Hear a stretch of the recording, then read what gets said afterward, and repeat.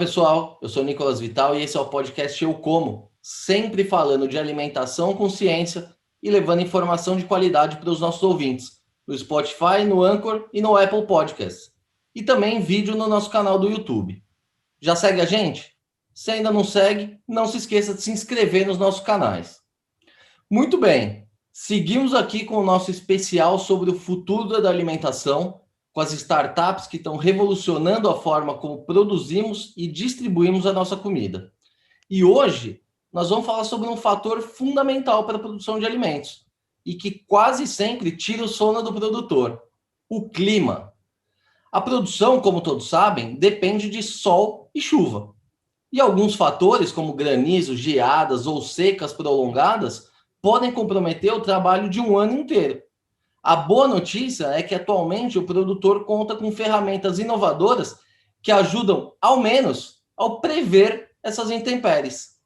E para falar sobre isso, hoje nós vamos conversar com o João Rodrigo de Castro, líder da área de agronegócio da Climatempo e responsável pela ferramenta Agroclima Pro, um aplicativo que, além de fornecer a previsão do tempo com precisão, ainda indica índices de favorabilidade de doenças para o desenvolvimento das culturas. João, muito obrigado por aceitar o nosso convite. É uma honra ter você com a gente aqui hoje. Legal, Nicolas. Prazer é meu. Estou bastante ansioso para esse nosso bate-papo aí, porque eu gosto muito de levar informação, né, para o pessoal que está em casa, ouvindo ou assistindo conteúdos relacionados à agricultura. Então, esse bate-papo pode ser bastante interessante para atingir mais pessoas, dando aquele recado importante, né, justamente dessa relação que você falou aí entre clima e agricultura, produção de alimentos, né? É isso aí, tenho certeza que vai ser uma conversa muito boa. E, João, para a gente começar essa conversa do começo, é impossível controlar o clima, né? A gente não é Deus. Mas o que o produtor ele pode fazer para minimizar os problemas, como o excesso de chuvas, a falta das chuvas, geadas, etc. Como que ele pode minimizar esse impacto? A única forma que o produtor tem de minimizar, de conseguir se antever a problemas de ordem climática que podem acontecer para um determinado ano agrícola é com planejamento. E esse planejamento envolve o quê? Conhecimento das condições futuras, né, um indicativo das condições futuras, através de previsões climáticas, e também ele consegue minimizar tomando decisões no dia a dia apoiado em dados, no caso de estações meteorológicas. Então, são duas coisas importantes, né? Uma é você conseguir ter uma ideia do que vai acontecer na frente, então você se planeja.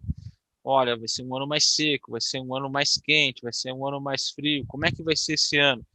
Então, essa cultura agrícola aqui que eu cultivo na minha terra, ela é mais suscetível a estresse por calor ou por chuva. Então, ele já consegue ter essa ideia antes de iniciar a safra. Então, esse agricultor ele pode tomar decisões. Olha, eu vou plantar uma área maior, uma área menor. Que decisões eu tomo? Eu vou fazer uma contratação de seguro rural, porque o pessoal está falando que esse é um ano complicado em termos de chuva. Então, começa aí, lá no início da safra. Então, você tem culturas, por exemplo, de 110 dias, 100 dias que ela fica no campo. Desde a parte que nasce a sementinha até a hora que colhe, então 100 dias, digamos. Então, antes disso, 2 meses para trás, o produtor já consegue ter essa ideia. Olha, quando essa minha planta estiver lá num período crítico, eu sei que está indicando que vai ser um ano mais seco, porque estão falando da laninha, então ele já se programa. Isso aí no planejamento.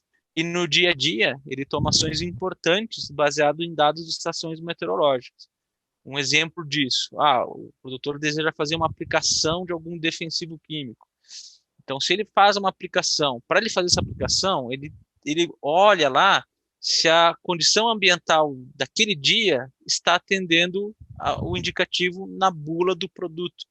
Então, o que é muito comum, assim, não pode ter temperatura acima de 28 graus, ventos acima de 15 quilômetros por hora. São alguns elementos aí climáticos, do tempo, que contribuem para uma maior ou menor eficiência daquela aplicação.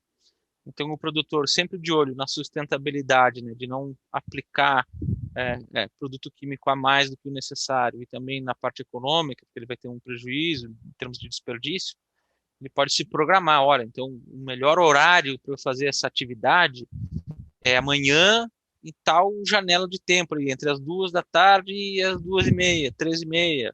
Ou a previsão está indicando que é entre 9 e 2 da tarde. Então, esse planejamento ele consegue fazer também. Então, resumindo, ele consegue antever alguns problemas e tentar contorná-los, tudo de acordo com o planejamento das atividades do dia a dia dele. E, João, a gente sempre ouve falar aí, geada no Paraná prejudica a safra, seca não sei aonde prejudica a safra.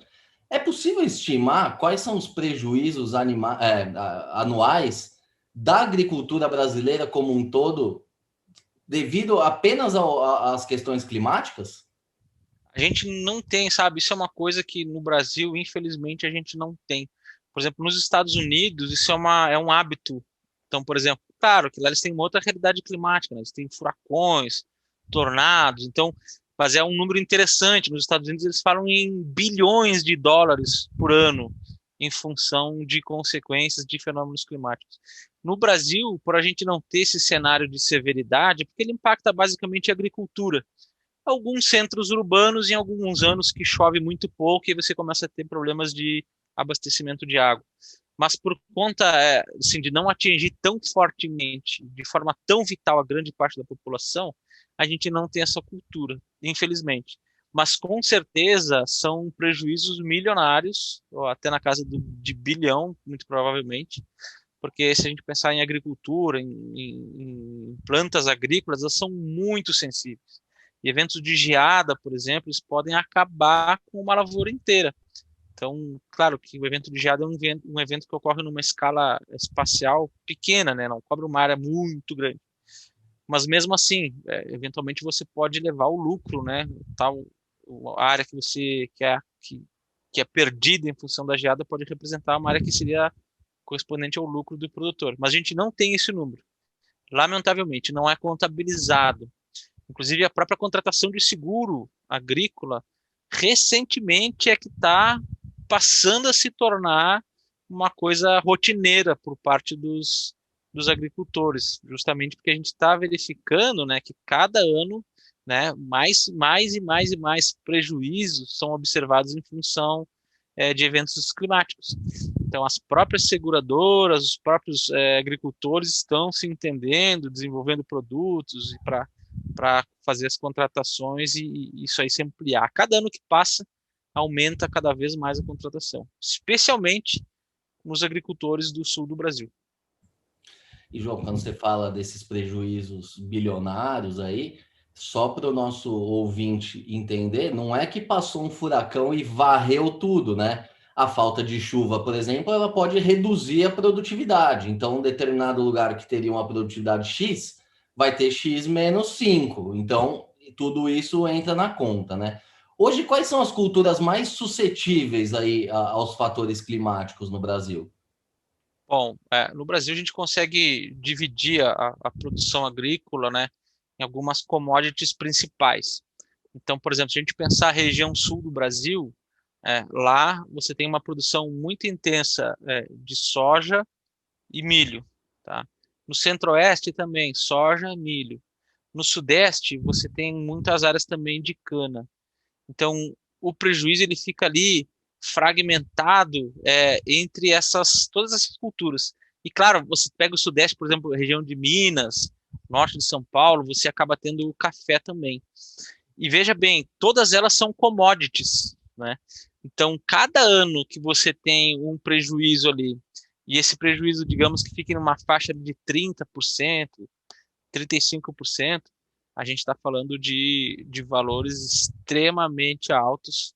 E o Brasil hoje ele tem uma produção agrícola muito intensa, né? Então, qualquer impacto que você tenha na ordem até de 5% que seja, ele é muito representativo, né, em termos monetários. E, João, mas então vamos falar de coisa boa agora, né? Como é que funciona, então, o Agroclima Pro e como é que ele pode reduzir, né, essa exposição do produtor aos riscos climáticos. Certo. Então, o AgroClima Pro, ele é uma vertical, né, dentro dos produtos de agricultura da Climatempo. É uma plataforma que foi lançada em 2017 com o intuito de gerar informação geolocalizada para a fazenda, né, do produtor, do cliente. Então, trata-se de uma plataforma onde o usuário cadastra as suas coordenadas geográficas. Então, a gente passa a gerar informações de ordem climática, né, previsões até 15 dias, previsão do tempo, né, que dia que vai chover ou não, ou então as tendências climáticas, olha, o mês de abril vai ser um mês mais seco, vai ser um mês mais chuvoso. Então, esse tipo de informação são as informações mais básicas que a gente gera. Além disso, a gente fornece também aqueles indicativos que eu falei lá no início, né? Quais os melhores horários, os melhores momentos para que o agricultor faça o trabalho de manejo diário dele, como aplicação de defensivo, por exemplo. Então, existem uma série de variáveis que são fornecidas para o cliente, inclusive aquelas que a gente estava falando de riscos de eventos extremos, como, por exemplo, chuva intensa, geada, granizo. Tudo isso são fenômenos que eles podem ser modelados, né, em termos de previsão numérica, e a gente consegue avisar para o nosso cliente, olha, o dia que ele vai estar mais suscetível, vai estar mais exposto àquele tipo de risco. E a gente também emite o alerta, caso uma situação favorável esteja se desenvolvendo próximo à fazenda do cliente, a gente emite um alerta via aplicativo, via push notification, no próprio sistema, via SMS, que daí o produtor já fica sabendo, olha, vou estar sujeito, né, vou estar exposto, daqui a tantas horas vai acontecer tal coisa. Muitas vezes não tem nenhuma ação que possa ser feita, mas muitas vezes o agricultor consegue recolher maquinário do campo, trazer, por exemplo, no Mato Grosso, que são grandes áreas agrícolas, as equipes de campo eles conseguem remover o trabalhador rural do campo, trazer para uma área segura, e aí você pode, por exemplo, salvar vidas ali pessoas que poderiam ser impactadas com uma descarga elétrica, por exemplo. Então, isso aí é uma atividade muito importante. E esse produto ele é um desdobramento de um outro produto que a gente tem, que é para atender o mercado de construção civil, de mineração, que faz muito sucesso. E a gente identificou, olha, mas a agricultura é uma atividade tão importante, tem tantas pessoas envolvidas, tantas situações de risco, que ela também merece esse tipo de atenção. Então, a gente duplicou aquele produto que era destinado a um outro mercado e trouxe aí para a agricultura. Então, todas as informações são geradas para a fazenda do cliente, né, para ajudar na tomada de decisão do dia a dia. E como é que ele funciona na prática? É um aplicativo do celular, a pessoa baixa e tem que instalar sensores? Como é que funciona a operação prática? Tá. É possível que o agricultor ele instale uma estação meteorológica na fazenda dele. Se o agricultor tem essa estação meteorológica, a gente conecta a estação meteorológica no nosso banco de dados e daí a gente passa a gerar informações ainda mais robustas para a área específica do cliente. Por quê? Porque a gente está tendo aquele dado, né, real que está sendo observado para a área. Então, isso é um ponto. Para quem não tem estação meteorológica, também dá para utilizar o sistema, porque ele fica com uma informação média da área dele para uma área de 8.000 hectares em torno do ponto de referência, da coordenada geográfica. Então, na rotina operacional, o que acontece? É um aplicativo, o produtor acessa via telefone, né, e consulta as informações de uma maneira muito simples. Fora isso, é possível também acessar pelo computador uma página web, onde ele vai ter um login e senha, que ele entra nessa página web e consome todas as informações que são geradas para a fazenda dele. Inclusive mais informações além das que tem no aplicativo, que no aplicativo é para ser uma coisa mais rápida, mais básica, então são as informações mais simplificadas. Existem outros conteúdos mais complexos ainda que ficam lá dentro da plataforma web, que daí é para o consultor, para o engenheiro agrônomo consultar, né, e tomar algumas decisões mais importantes, que daí tem outras variáveis lá dentro, que também são expostas, como umidade no solo, temperatura do solo, evapotranspiração, várias variáveis mais técnicas que ajudam na recomendação técnica. E, João, você citou a possibilidade do produtor ter uma estação meteorológica própria e, com isso, conversar com o sistema. Essas informações dele, que eventualmente ele tenha, isso também vai para o teu banco e você consegue ajudar o vizinho dele, por exemplo? Como é que funciona essa questão da troca de informações E complementando também, que é na mesma linha, qual que é a técnica que vocês usam? É a mesma que a gente vê aí no jornal, na TV, para fazer a previsão? Vou começar pela sua segunda pergunta. Então, dentro da modelagem climática, a gente tem uma das variáveis que a gente chama de escala do modelo, tá? Então, para que tamanho de área aquela informação é válida. Então, a informação que você consulta agora, se você abrir um site qualquer aí, você vai olhar uma informação que vai dizer assim, olha, Nicolas, a previsão para São Paulo hoje é chover 10 milímetros. Mas aquela informação de 10 milímetros é para uma área, é uma média de uma área de 30 por 30 quilômetros. Então é uma área muito grande. Eventualmente você está na rua e não vai chover na sua área. Uma nuvem de chuva daquelas isoladas de final de tarde, ela tem um raio ali mais ou menos de 1,5 km, 2 quilômetros. Então, como aquela nuvem vai estar dentro de uma área de 30 por 30 quilômetros, a chance de fato dela acontecer é menor. Então, o que que a gente faz no trabalho de consultoria, que é o produto? A gente reduz o tamanho dessa área. Então, a informação é para uma área de 9 por 9 quilômetros. Existe a possibilidade de projetos especiais, como a gente já tem alguns clientes específicos, mas mais especialmente na área de mineração, e também de petróleo, a gente consegue reduzir ainda mais e fazer a previsão para uma área de 1 quilômetro, 1 por 1 quilômetro. Então fica uma informação muito mais precisa e é completamente diferente daquela nível de qualidade que você consome no jornal, que a natureza dela já é para ser, de certa forma, uma coisa mais simplificada, né? Você passar a informação para grande massa, é só para dar aquela ideia.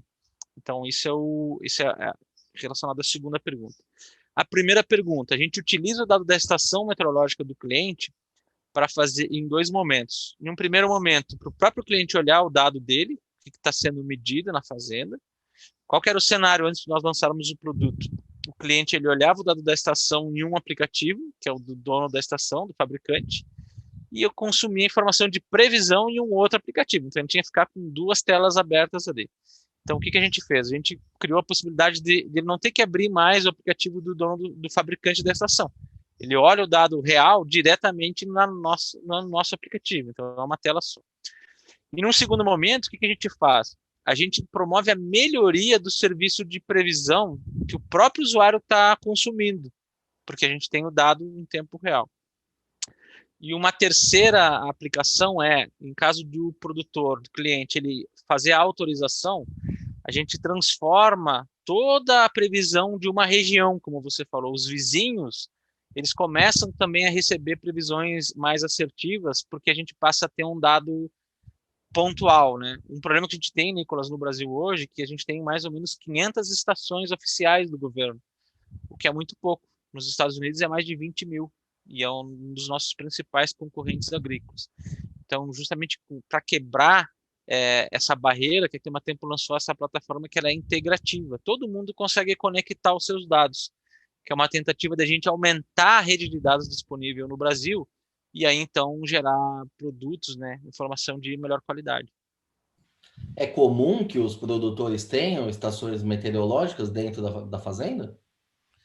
Cada vez mais, Nicolas, nos últimos anos a gente tem observado que justamente por conta dos problemas de ordem climática, o produtor está tentando tomar, né, se precaver e tomar decisões mais assertivas. Então, o primeiro passo que ele faz é justamente fazer a compra de uma estação meteorológica. E para o agricultor ela é muito facilitada, porque ele consegue, sabe aquele esquema lá que você tem de troca de pontos da passagem aérea?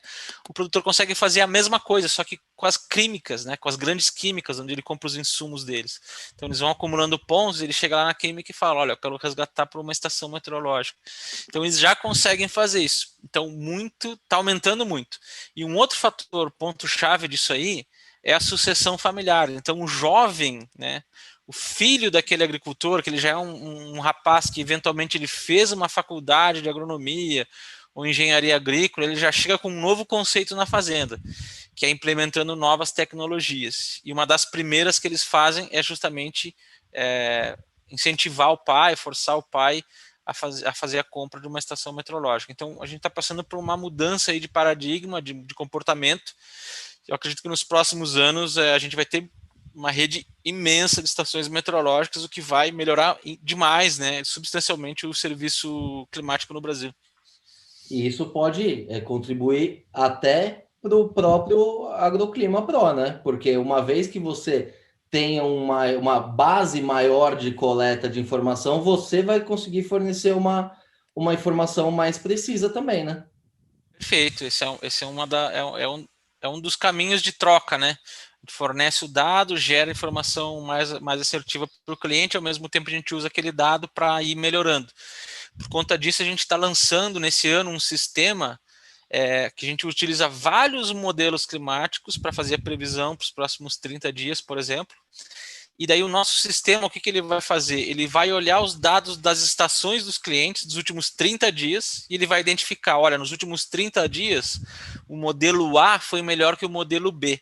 Então o sistema sozinho, ele muda para aquela fazenda, para que tem aquela estação, ele muda, olha, para essa fazenda aqui, o melhor sistema é o sistema A, então ele vai e troca. Que eventualmente estava funcionando o B, mas o B não estava indo tão bem, mas o A estava, então ele vai e faz a troca. Isso aí é uma tentativa de sempre ter o melhor serviço possível para o agricultor, né? Sempre a melhor informação disponível. E dá para medir a taxa de acerto? E eu pergunto isso porque geralmente as pessoas, né, como a gente acabou de falar, não acreditam muito no que vem na TV, mas justamente por ser mais generalista. No caso de Sim. vocês, dá para medir o índice de acerto das previsões? Sim, é possível fazer um acompanhamento, porque a gente fornece os dados, né, fornece o histórico de previsões também para os clientes. E isso é uma coisa que os grupos agrícolas têm feito. Então, antes de fazer a contratação, eles querem fazer um período de teste. E nesse período de teste, então, antes de decidir, né, qual empresa contrata, porque já existem várias opções no mercado, eles vão e fazem esses acompanhamentos, a gente chama de validação da previsão. Então é possível sim, e os números eles ficam ali na casa dos 70, 75% para previsão dia a dia. A previsão climática, que é para dizer para você, olha, na média, em julho vai chover X milímetros, essa tem uma acurácia, por incrível que pareça, melhor, perto dos Melhor. 80%.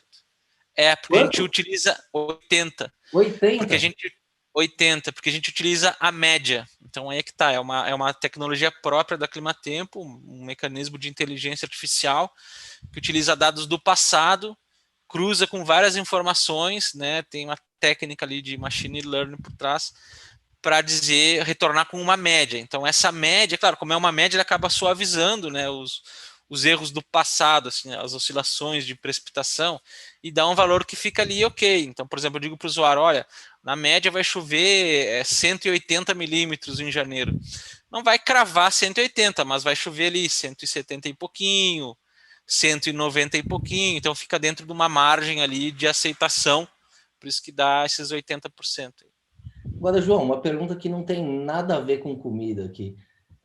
Uma vez que as pessoas não acreditam na previsão do tempo do jornal, é possível a pessoa fazer uma pesquisa? Por exemplo, ela vai passar uma semana de férias em Salvador. Ela pode entrar lá e verificar com meses de antecedência essas probabilidades também, sem ser agrícola? Isso. Não, não, nesse Não. caso assim não, né? Porque esse tipo de pessoa ele está interessado em saber, por exemplo, no final de semana específico daqui a 3 meses.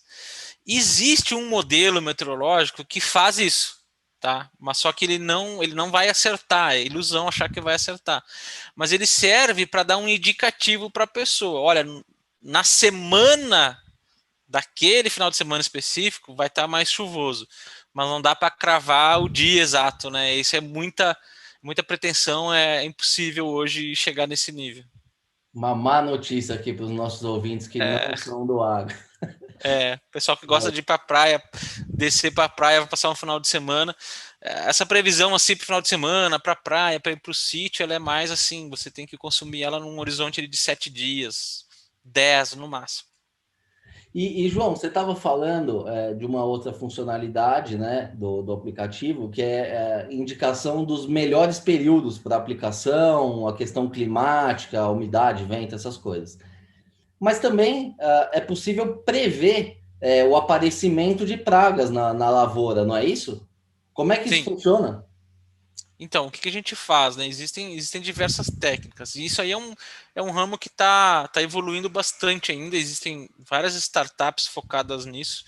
No nosso caso, o que a gente faz? A gente não trabalha exatamente com pragas, porque tem um detalhe técnico aí no meio. Pragas são os insetos, né? Então, o surgimento de pragas, claro, relacionado a insetos. Para esse grupo específico de problema, a gente não trabalha. A gente trabalha com um problema relacionado a clima, que é mais o que? As doenças. Então, digamos assim, uma das principais doenças que atinge as lavouras de soja no Brasil, por exemplo, é a ferrugem asiática.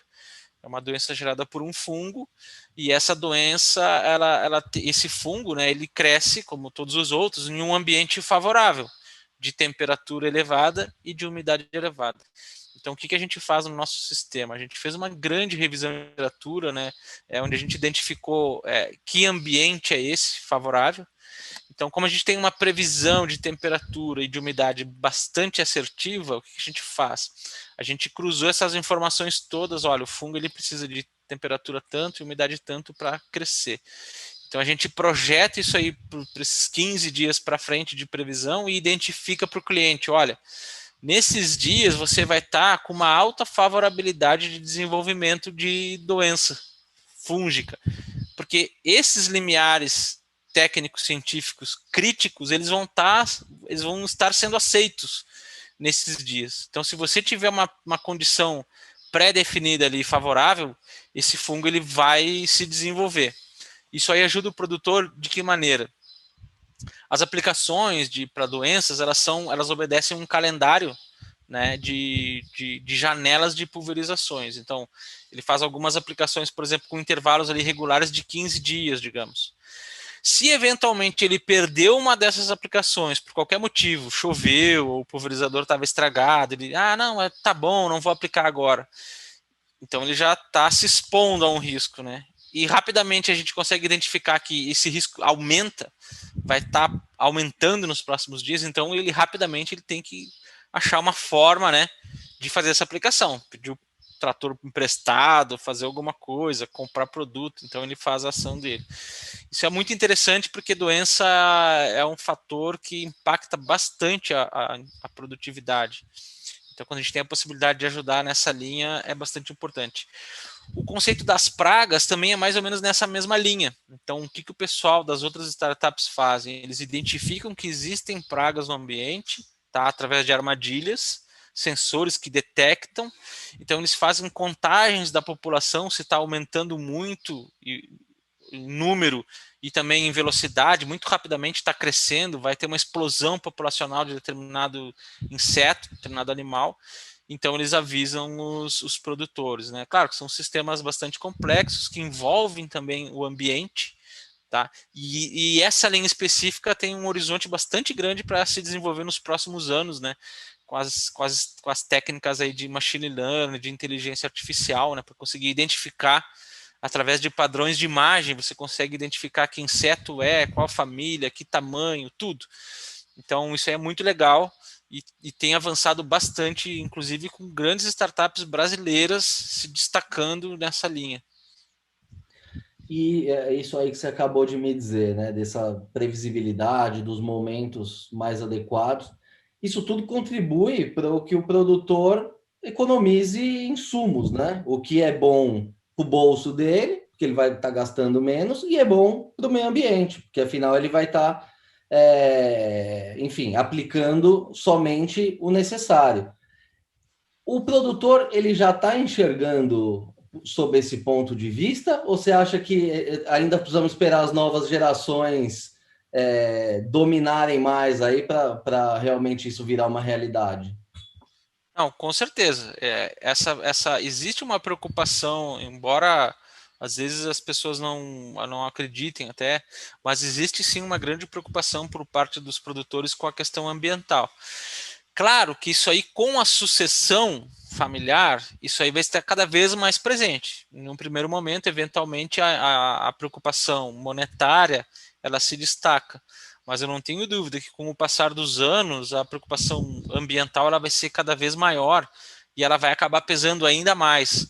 até porque vai ser uma questão de adaptação para o próprio mercado, né? Você já tem determinados mercados que exigem determinadas práticas ambientais. Então, até para carne, por exemplo, o consumo de carne, existe carne com selo verde, que aquela carne aquele animal foi cultivado num determinado sistema, cultivado não, foi criado em um determinado sistema, sem sofrer maus tratos, que o pasto é orgânico, que o pasto é nativo da região. Eu sou do Rio Grande do Sul, então, por exemplo, tem um selo lá da minha região que garante que aquele animal ele foi criado a pasto sem degradar o campo nativo, que é o bioma pampa.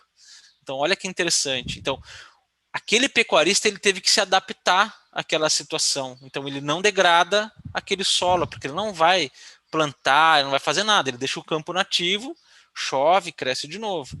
Na agricultura tradicional, isso aí também está acontecendo. Diversas formas aí de atribuir certificações para que aquele cultivo seja concedido ali com boas práticas ambientais. Isso aí tem crescido muito e é a tendência para os próximos anos, sem dúvida nenhuma.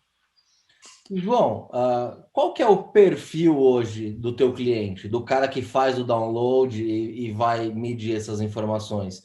É um público realmente mais jovem ou mesmo os produtores mais antigos já vêm aderindo?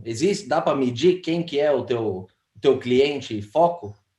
A gente não consegue ter essa medida sim, mas a gente tem algumas desconfianças, né? Porque a gente tem uma parceria com a BASF, que é uma das químicas, e grande parte, que é um grande cliente nosso, que a BASF faz, ela dá assinatura ou facilita a assinatura para alguns clientes. Então, a gente consegue perceber que já são pessoas que vêm com uma recomendação técnica, né, de algum consultor da química ou então de algum consultor da cidade que fala, olha, é interessante ter essas informações. E eu sinto no dia a dia também isso aí, que muitas vezes é a questão da sucessão que eu falo para você.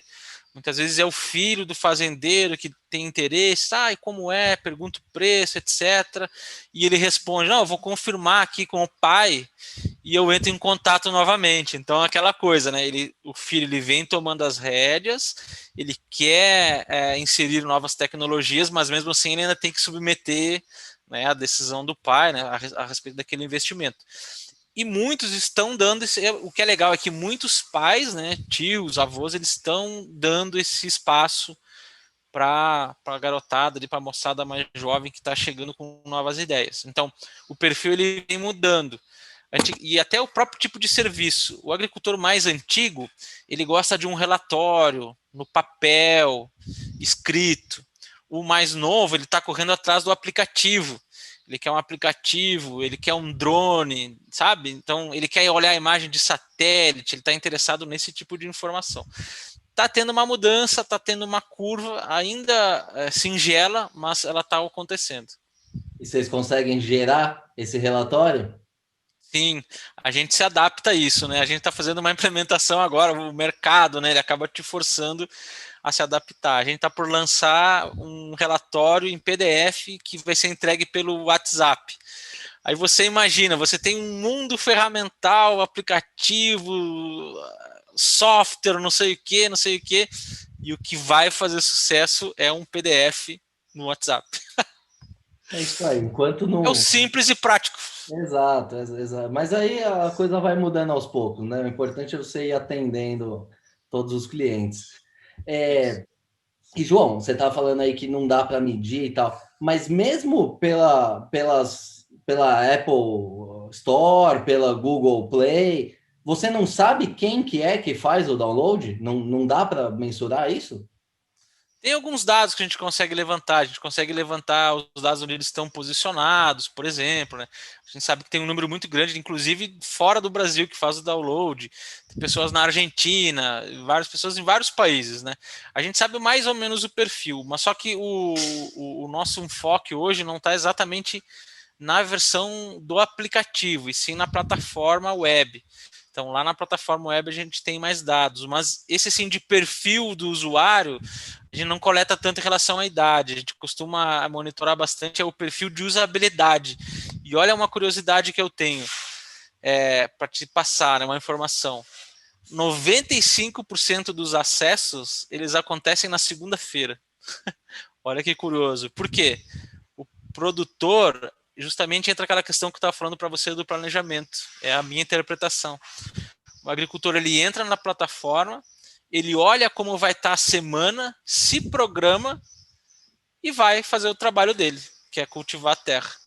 No próximo segunda-feira ele volta e consome de novo a informação. Então a gente sai, por exemplo, de um pico de 2.000, 2.500 acessos na segunda-feira para uma média de 300, 400 acessos ao longo dos outros dias da semana. E chega na segunda-feira e pum, estoura de novo 2.000, 3.000 acessos. É o perfil, né, do agricultor brasileiro trabalhando no planejamento. Essa é a informação legal. E, João, você citou os downloads aqui na Argentina. O aplicativo ou a plataforma, ela pode funcionar em qualquer lugar. Pode funcionar nos Estados Unidos ou no Japão. Basta você colocar a tua coordenada ali, é isso. Isso. Então, antes não era assim. Antes a gente tinha um serviço que ele era exclusivamente para o Brasil. No ano passado, a gente expandiu esse serviço, então ele já pode contratar para o mundo inteiro, mas só que daí ele não está da forma completa. Algumas funcionalidades estão disponíveis na versão somente para o Brasil, e na versão para os outros países, alguns dados, até porque alguns dados a gente tem só para o Brasil, não tem para o resto do mundo, né? Então, algumas funcionalidades não tem para os outros lugares. Mas aquela informação mais básica de tendência de clima, de chove ou não chove, janela de pulverização, qual o melhor momento para aplicar o produto químico, isso tudo tem para todos os lugares do mundo, basta cadastrar a coordenada geográfica. E em termos de dados gerados, é tudo dado gerado pela própria Climatempo ou vocês compram também dados externos e fazem essa inteligência? Como é que funciona todo esse cálculo? São muitas variáveis, né? E seria um pouco complexo de você medir tudo no mundo todo, né? Como é que são essas ferramentas? Existem as ferramentas globais, tal, aqueles Weather Channel da vida, que você usa um pedaço daqui, outro pedaço dali, e você vai montando, é isso? Então, por exemplo, para o Brasil, a gente consegue ter acesso a dados do Brasil inteiro, através das estações dos clientes e também da rede pública, né? Dados públicos que são de acesso público. É o Só que IMET, aquilo ali né? é um dado. O INMET é um deles. Então, existem outras agências, fundações. Né? Então, por exemplo, um exemplo, né? A Agência Nacional de Águas, a ANA, é uma. A Minemet é outra. Aí você tem uma série de fundações, de institutos estaduais. Tudo tem dado, a gente faz convênio, então a gente cria uma grande base de dados. Isso a nível do Brasil. A nível global, a meteorologia ela faz assim, né? Você tem todos os países têm as suas redes de estações meteorológicas. No Brasil é o INMET o responsável, Instituto Nacional de Meteorologia. Assim como a gente tem um instituto responsável no Brasil, você tem um instituto responsável na Argentina e em todos os países. E a gente tá muito comum a gente ouvir falar em Organização Mundial da Saúde, certo? Todo mundo fala da OMS. A gente tem a Organização Meteorológica Mundial, que também está vinculada à ONU, que é uma organização que ela faz o quê? Ela engloba os dados mundiais, ela concentra um banco de dados mundial e disponibiliza esse dado global para todos os países, que é justamente esse dado mundial que serve de entrada para os modelos fazer a previsão. Então, para a gente conseguir determinar se uma determinada frente fria vai se deslocar do Rio Grande do Sul até o Paraná, a gente tem que conseguir saber que aquela frente fria ela se formou na Argentina, no Uruguai. Então, isso aí só é possível porque alguém na Argentina, no Uruguai, coletou o dado do dia. Isso aí foi parar lá em Washington, que gerou uma rede mundial e então a gente consegue fazer o nosso trabalho.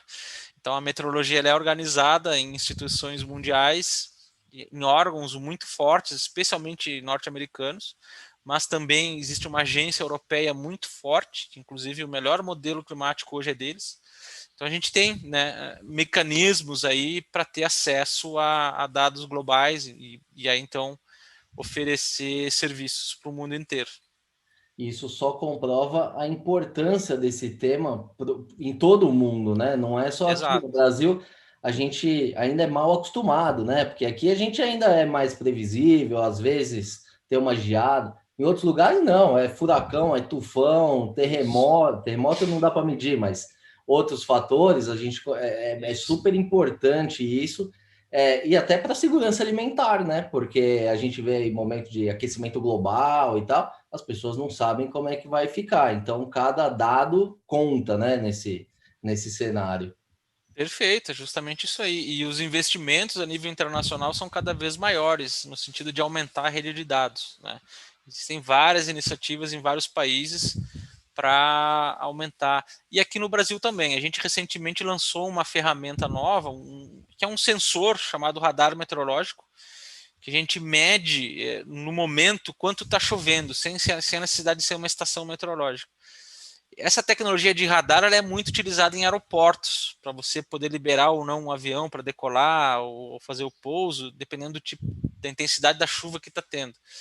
Então, isso aí a gente trouxe para o Brasil, essa tecnologia que não era utilizada em agricultura em lugar nenhum do mundo. A gente teve essa visão, aplicou no Brasil.